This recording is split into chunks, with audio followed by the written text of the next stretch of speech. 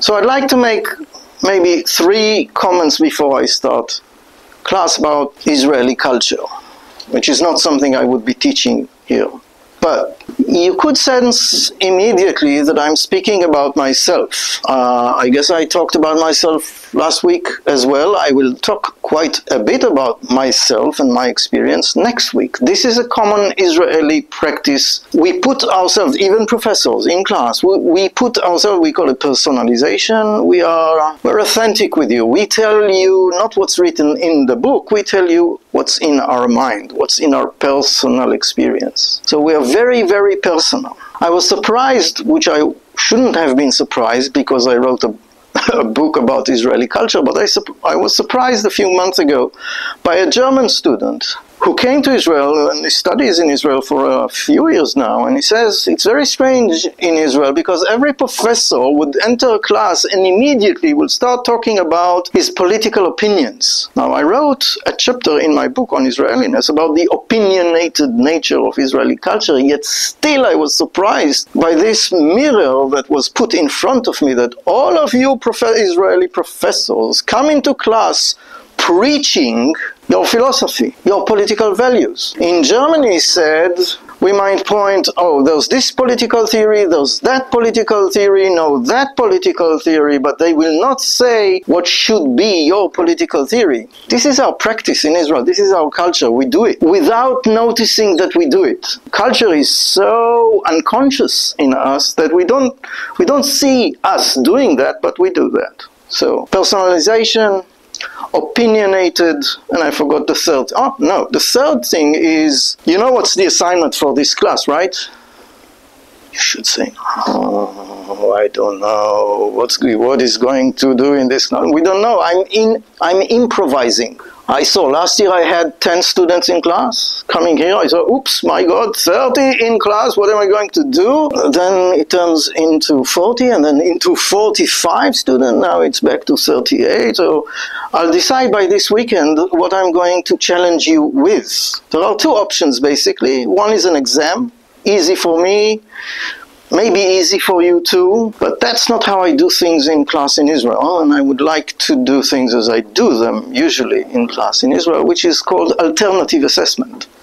Different ways to assess your understanding of what's been happening in this class along the 13 weeks we are supposed to be together. So just note those 3 elements in Israel. Improvisation, we improvise a lot.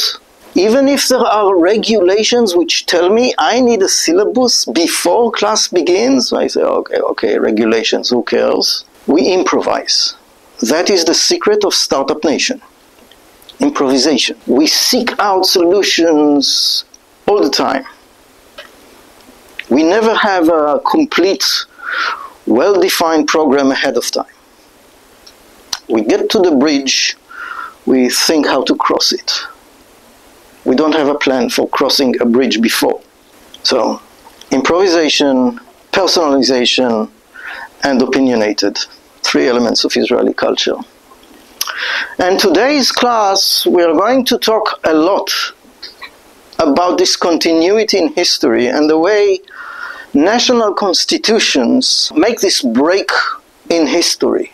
And I will talk a lot today about the concept of cultural trauma, meaning that when we constitute our present and our future, we constitute founding fathers for the Americans, for example.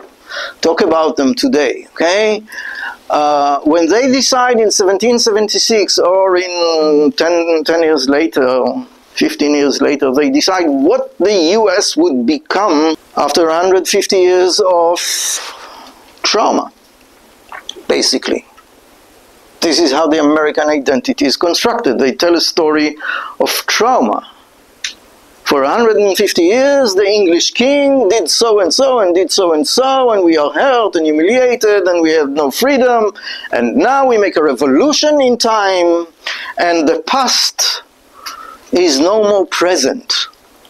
You remember my gesture from last week that history raises its hand from the grave, and founding fathers say, no, they cut the hand of history and say, we begin anew.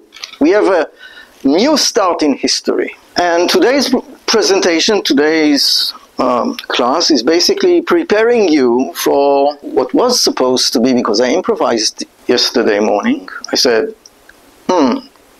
Holocaust and Nakba without a theory of cultural trauma is not the correct way to conduct class. So I improvised, I changed the syllabus, which for today, I promised you last week, I will talk about Holocaust and Nakba as the constituting narratives of the two people, the two warring people, the Israelis and the Palestinians. But I need the theory to sit well. So I improvised, postponed that for next week.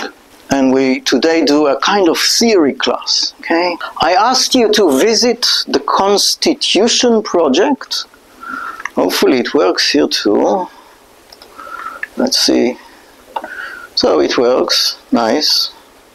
And I requested you to read your own constitution, the country you come from, and at one point in class I will ask you, do you sense somewhere in your constitution a story of trauma and a way by which that document promises to stop the trauma from ever raising its hand from the past and claiming a place in our identity?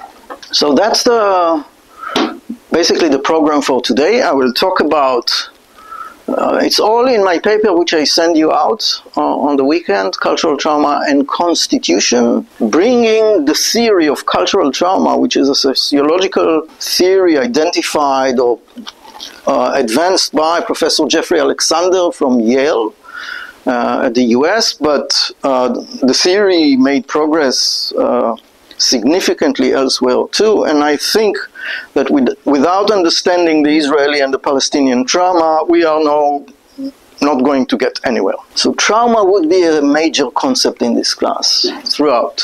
Okay, where we are going in 2 weeks, after deliberating on Holocaust and Nakba, the decade from the 1940s to the 1950s, the following class will be analyzing the constituting documents, the Israeli Declaration of Independence, the PLO Charter, and the Hamas Charter, because if we don't read those texts, we cannot appreciate the story, the preceding story, the preceding trauma, and what they promise to do.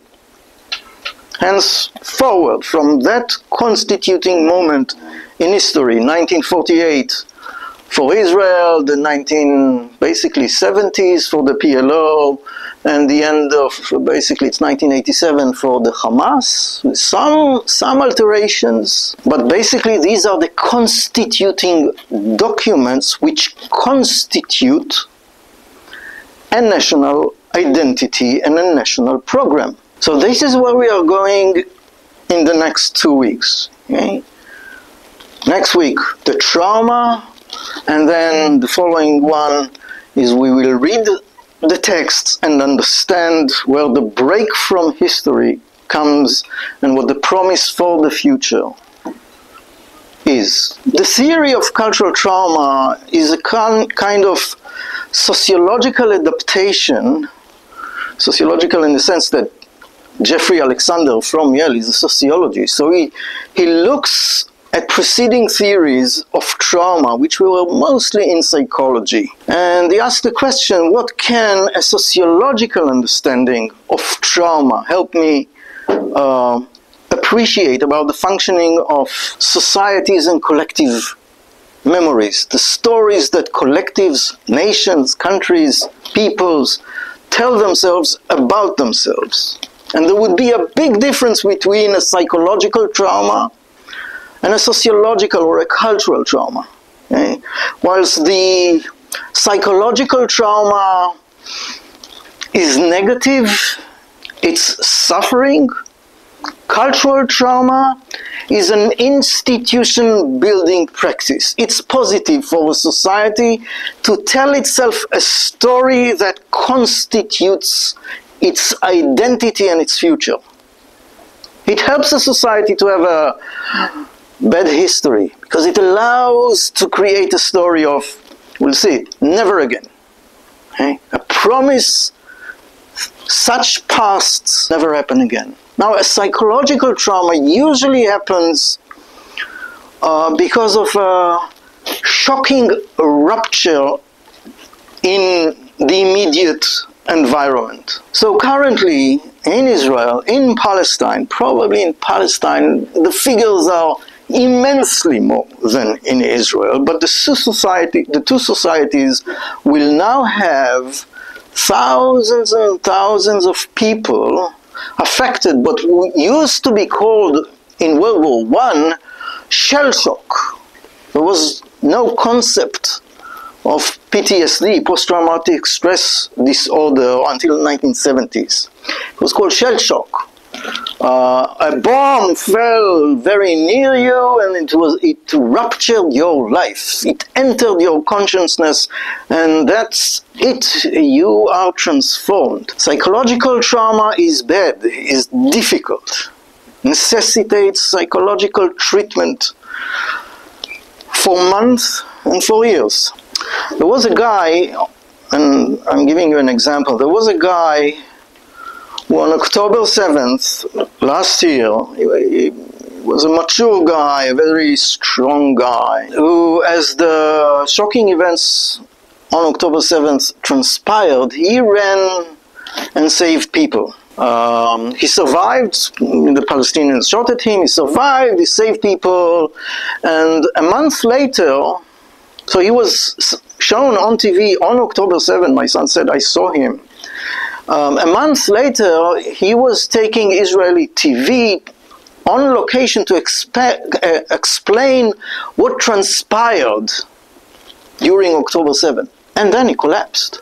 And he was taken to, or he went to a place called a safe house. There was a psychologist, social worker on location, and a few people who suffer PTSD, post-traumatic stress disorder, show at that house and live a few months until they recuperate. They feel okay again. So the TV wants to present what is PTSD like. And they ask him whether they can bring a camera into the safe house and escort him as he makes his recovery. And he says, okay, people need to know how our life is after PTSD. At the final day, the TV, the cameraman enters the house and he sits for the last interview, this guy. And the cameraman is doing the, you know what, when you do a filming, you do and you start shooting. You start shooting is a bad word, but you start filming, right? So they do that, and he goes into an experience, and he's in shock, in fear, and he cannot control himself for moments. And that was the best example you could see of how people with PTSD live. Just the close of the door can return the repressed fear back into consciousness, and they're out. Thousands in Israel now suffer PTSD. Probably the number in Gaza is way, way more. The shell shock because of Israeli forces shelling Gaza, I cannot imagine how many people are suffering PTSD. Okay. So the two nations will have a story of trauma to tell as of last year, or as of October 7. And that story, we will have an entire class on that. It's a reliving of all the traumas we'll discuss next week. Holocaust on the Israeli side, Nakba on the Palestinian. So another guy living with this guy and agreeing to be televised was saying that because of the bodies he saw, and excuse me for the graphic, but because of the many bodies he saw when he came home, he imagined himself killing his kids. So he said, I cannot be here. I need to go away. So he went to the safe house for months. Because this trauma that he will kill his own kids is, he fears that he might do it in some crazy moment. Had an identity before the event and after the event, they are psychologically different. Their relationships are different after the trauma. And it's very difficult to live as an individual with PTSD, and it's very difficult to live with people who suffer PTSD. Societies and nations, which I often interchange, choose or elect, the concept is elective trauma. You elect the story you want to tell about yourself, about your society, about your past, your present, and your future. And what we do in society, in contrast to what psychologists try to do, we try to eternalize. We, meaning societies, politicians, educators, the entire regime tries to eternalize the trauma for the people in the nation to remember who they are, where they are coming from, and what their future lies, and what the promise is to the future based on the story from the past. We are all post-traumatic nations. Why? We are all post-traumatic in the sense, not all. If you read the entire corpus of the, 100+ documents in the Constitution's project, you'll see a lot of number where you can identify the trauma. You need to know some history in order to appreciate the document. Why do they write what they write in the document? You need some history. Because many of times the trauma is assumed that everybody knows it, and you just say, we will not be, or we will not, if you read, for example, the German Constitution from 1949, and when they say citizens have rights of privacy, you say, why are they bothered with privacy as the first principle of the German Constitution? It's because they had no privacy under the Third Reich. Right? The Gestapo knew everything about everybody, and then in East Germany, the Stasi continued to know everything about everybody. So Germany promises, we will never be Germany again, the old one. That's our promise. But in the German case, you need to dig into the trauma. It's not there, clearly. So societies elect their story. In the Israeli case, it's very clearly the Holocaust. In the Palestinian case, it's very clearly the Nakba. These are the two constituting stories we'll talk about next week. When I ask my students usually where is the Israeli story begins, most students will say immediately, Holocaust. 1939, 1945, death camps in Poland. That's where identity begins. And then I ask them, second try. What do you think would be the second try for the Israelis? Exile, like Roman exile or Babylonian exile, even before. Yeah, that's the story.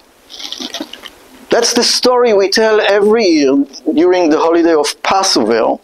We were slaves in Egypt for 400 years, and now Moses takes her out, creates a never again document, the 10 Commandments, and we follow that document. This is who we are. Never again slavery, not never again Hitler, not never again Germany. We tell that story about 30 days after we tell the biblical story every year. Jeffrey Alexander emphasized in his approach is that the trauma is worked upon. There are institutions to perpetuate the story. Like you go, 10 years ago we had a Minister of Education who demanded that Holocaust education needs to start at kindergarten. Kids by the age of 3 need to understand their historical roots in the Holocaust. Psychologists said too early for a trauma story to be told to kids. But he insisted, no, that's who we are. That's the meaning of worked upon, right? Yeah. What do you say every morning you come to school? Again, loud voice, please. The Pledge of Allegiance. You say the Pledge of Allegiance. What is it? Okay, every morning you come to school and you say, I pledge allegiance to America, The flag, yeah. the flag. Yeah. I pledge allegiance every day. It's working, right? It's working. It's work. Now, if it repeats by the day, by the year, by the decades, that means the trauma is worked upon. It's not something inscribed in the bodies as in psychological trauma. We, Israelis living today, we have no experience of the Holocaust. None of us, maybe some, I don't know, centurion, 100 years old, still remembers how was it in Poland, 1942. But they all died. Right? Most of them died. But we, Israelis, are brought up to think of ourselves as survivors. So we learn to be traumatized. It's a school process. We learn it. The same for the Palestinians. They don't know what happened in 1948. They are told the story and they keep the symbols. But just as we are hooked into history or held by the hand of history from the Holocaust, the Palestinians just as well from 1948 are held by this traumatic story which is worked upon. If you grow up in Israel, you go to an Israeli kindergarten, you go to an Israeli school, you become a survivor. Doesn't matter who your grandfather or your grandmother was. It's a state operation to educate you as a survivor. So it doesn't matter if I have... So my father, I told you about personalization in Israeli culture. I always speak about my father, right? So my father was officially a Holocaust survivor, but he said, I'm a deluxe survivor. He was hit by a gentle Belgian guy in his roof somewhere, so he didn't experience the camps, he wasn't chased by Nazis, he was hiding for 3 years or 4 years. His parents were taken to the camps and killed in the camps. So my sons, for example, the next generation, so my father did have some kind of experience. He was there, World War II. I was born 1960s. My oldest son was 1988. My youngest was born 1995. He was more Holocaust conscious than I was, meaning that my sons were taken by the education industry to the camps in Poland to visit the location where people were massacred during the Holocaust. So he was more conscious. He learned about that. My generation was not that educated. So national traumas are worked upon. There's a question I put here, because if the question was Israel is split into various groups, so one separation is Ashkenazi Mizrahi, and if the Mizrahi or very few of them had experienced during World War II of the Holocaust, how come the next generations come to be survivors? And if that can take place, can an invented trauma be created? Can we create a story out of nothing? Maybe we can. Maybe we can. So if you push the theory to its extreme, it says, we don't know about reality. We don't know whether there was a Holocaust or there was no Holocaust. What we know is that there's a story. And the story creates the experience. It's enough for a story to be told. For you to feel that you were persecuted and they chased you and they killed you. And so some sociologists push for the social constructedness of trauma, that it's invented in some way. Because in some way, if we invented the story, we could have invented another story. History is not deterministic. We at least at some moment, there's a possibility to narrate a different story. But once the story was instituted, in the Israeli case, 1953, less than a decade after the end of the Holocaust, the Israeli government decided on the administration of the story. Every year we will have those moments of memorial, and there will be national ceremonies, and no shops will be open on that day. It's a government decision how to tell the story. Now, we are very educated people with very, charismatic politicians. Can we change the story that was instituted or constituted in 1953? Can Benjamin Netanyahu change the story of Israel? No. No one can. Can a Palestinian leader change the constituting identity of the Palestinian people? No. We are stuck in a regime that was constituted in history at some moment, fictively or based on reality, but now we are stuck. If you want the Americans to have a new story of constitution, you need to abolish what the US is all about. You can't. This is America. Right? There was a great song, This is America. This is America, 1776 or 1789 or whatever. In some cases, having a story of trauma creates a claim vis-a-vis against the perpetrators. So a constitution makes a claim, whether it's a generalized claim about we vis-a-vis the world or we vis-a-vis the enemy. And once we read in 2 weeks the constituting documents of Israel and the Palestinians, we will see who they define themselves, who's the vis-a-vis, who is the enemy that constitutes the identity. Surprisingly, the Palestinians are never the story for the Israelis. For the Palestinians, there's no alternative to the Israeli story of the colonizer coming to take their lands away. And what a constitution does is an attempt to stop the hand of history to reach back into our lives. It's to stop, in the American case, it's to stop an English king to send his hand again into the colonies, into the states of the United States, and control them. And now it's any hand to be sent into America, whether it's a Russian hand or a hand from the President of the US. No one will tamper with our rights again, including the government. That's being American.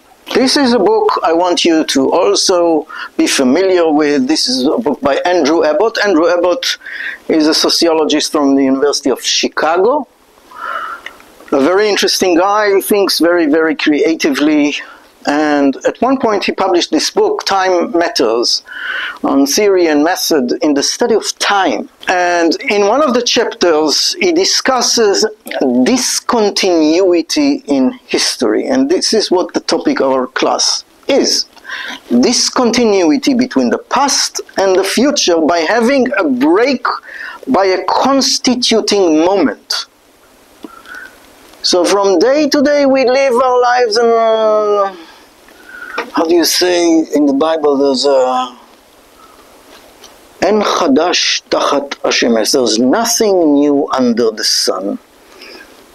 Day in, day out, it's all the same. And Andy Abbott says, no. Once in history, there's a stop to this. Every day is the same as every prior day. And there's a stop to that stream of days. And you constitute a break. You write your document, your constitution, and from that moment, the days look different. There are other places where we have such discontinuity theories. If you had some experience with psychology, then you could have met Jean Piaget. He's a Swiss psychologist who has a developmental theory of human development, how kids develop. And he says it's not a day, and they just grow up to slowly become mature. No, there are transformative moments in their growth. They get to 3, suddenly the way they think is different. They get to 5 or 6, another break. They get to puberty, another break. And we become mature in our brains when we get to 18, 19. So that's a kind of discontinuity theory, that progress is in jumps, not linear. And Andy Albert speaks about the role of revolutions in society. So a revolution creates a discontinuity, a break with the past. Where we came from, so when we do a constitution, when we write down our constitution, our story of origin, if you like, we say where we came from, what the bad situation for us was. In the Israeli case, slavery in Egypt.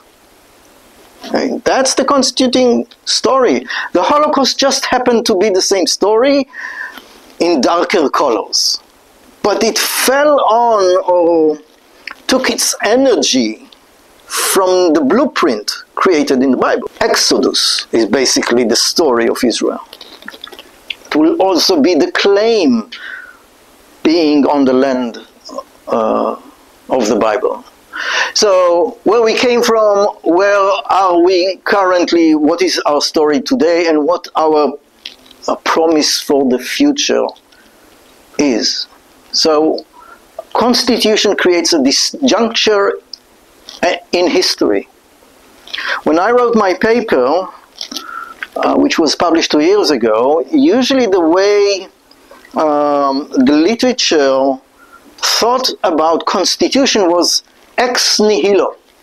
Constitutions appear out of nowhere. So the French had some issues with, I don't know, cakes, and the queen was not nice, and the king was not nice, so they beheaded them, threw them away, and then they spent 3 months sitting in a tennis court or somewhere, thinking, who are we going to be? And it's as if they decided on those 3 months, ex nihilo, out of nothing, who would we, the French people, be as of now? No monarchy, no God, equality. What is it that you promise in France? Equality, liberté. Liberté, égalité, fraternité. Ah, voilà. 3 promises. Okay. Which the authors writing before me on Constitution said, it's ex nihilo. They just sat in the tennis court and they said, no, philosophically, what are we going to do? No, I don't agree. They didn't think philosophically. They had a trauma.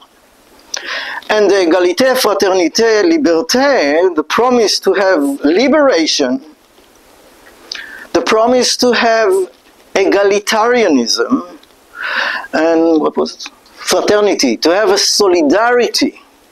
That we, the people, the Americans say we, the people, but they are thinking of them as individuals. The French, we, the people.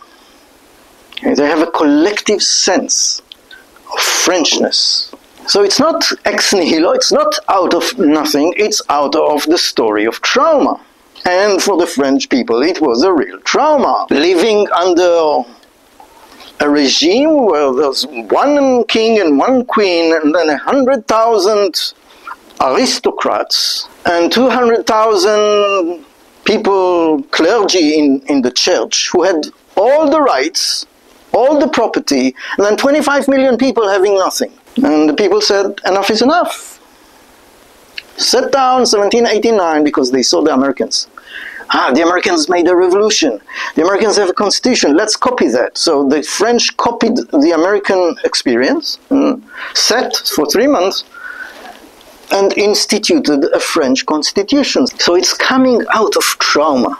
So in some sense, the Israeli constituting document is the Bible. David Grossman is my favorite Israeli author. And he won the Booker Prize, I think 3 or 4 years ago. He was awarded the Booker Prize for literature, you know. And I think that during his address, he said something that I'm constantly, every year I tell my students that, you know, if you come to visit me at my campus, which is Mount Scopus, Jerusalem, 3 kilometers away from the old city, I showed you some pictures last week, we have some burial grounds. So if someone died during biblical days or during Christ days, died in the old city, they took the body and buried the body in our campus. Because the ground is easier to dig, so they have some caves there. It's burial ground. Anyway, so I'm jokingly saying to my students that had we met Christ walking here, or better yet, were we to meet King David 800 years before Christ, we could speak Hebrew with him. So when David Grossman told the story, I was, yeah, I could speak with King David, same language, Hebrew. So a few months ago, I interviewed a linguist, an Israeli linguist living in Australia. So I asked him the question, could I speak with Christ or could I speak with King David? And he said, you could speak, but he wouldn't understand the word. The way they expressed the words is totally different. First, Christ was not speaking Hebrew, he was speaking Aramaic. He could speak Hebrew, but the days where the language was Aramaic. And King David, the way they spoke is totally different. So the written text is similar, but the way we could not understand each other, basically. And this linguist could express through his throat the way they would speak and the way we speak, and it's totally, you couldn't say. In history, says Oswald Spengler, he was the German historian, writing a very famous book on the decline of the West. He was telling we, the Westerners, Germans, Americans, Englishmen, we are doomed. We are going out of history. So he was writing a book about it's not a book, it's a piece on the German national character. Who are we, the Germans? And he says, in history, character, meaning national character, we Germans, character is wrought more by suffering than by success, more by trauma than by victories. The intense gaiety of some regions, even the laughter of the inns and folk festivals, still bears testimony to streams of blood and tears, to countless massacres, heartbreaking disappointments, the sacrifice of whole generations, and repeated failures and defeats. This picture was created by I took the first sentence and I said, please create. And you see, characters, raw, suffering, then it's inventing something out of nothing. National identities begin from a story of massacre. We've been occupied, we've been killed, we've been tortured. Look at not every, I'm generalizing too much, but most constitutions of East European countries would have this, we were controlled by Russia, Poland, or Italy, or they just took us for centuries. If you look at the war currently between Ukraine and Russia, then the Ukrainian Zelensky president is saying it's for the first time after 350 years that we fight out. We've been enslaved by the Russians for 350 years, and now it's our independence war. But the Constitution also tells of the turning point into AI was not very I wanted some trauma here, and then you're walking away from the trauma into a new life. Okay, but that's the imagination of AI. Trauma can be interpreted as the basic underlying reality of the law. So what the Constitution does is creating a basis for the legal system to be built on the Constitution. Trauma even impregnates constitutions with new meaning, drives and force are reorienting a collective future to prevent the repetition of a shameful past or a difficult past. So in the German case, it would be not shameful, maybe, yeah, they're ashamed of the Nazi past. So they created the 1949 Constitution to make a promise that will never happen to us again. So this is my position. Constitutions are pre-written by traumatic narratives, stories. Insofar as national formations often emerge from long-buried historical pains. And Israel indeed would be a great case, only that Israel doesn't have a constitution. We will read the founding document, and the legal system regards that as a quasi-constitution, but we in Israel don't have a constitution, which makes a lot of troubles. Now, what the Constitution does is an attempt to promise that the past, the king in France, the king for the Americans, that's long gone and will never return. Never again kingship. So history moves slowly until the moment of transformation, until the revolution and the writing of the new constitution, to correct past errors, past shameful experiences or catastrophic experiences. Legislation and constitutional provisions offer powerful mechanisms to address past guilt and trauma through new laws, social justice, but still social justice has to be realized because the end of history still pulls its effect. History burns its memory into the mind. This is what Pierre Bourdieu, the great French sociologist, calls the habitus. It's burnt into us. The past reaches into the present despite the Constitution's attempt to break away from history. So the Constitution and the legal system are in a battle to make sure that the Constitution or the situation before the constitutive moment never comes back. It's not intellectual thinking, how are we behaving? It's just the emotions come out. When Nietzsche said it's burnt into us, meaning it's emotionalized into us in some sense.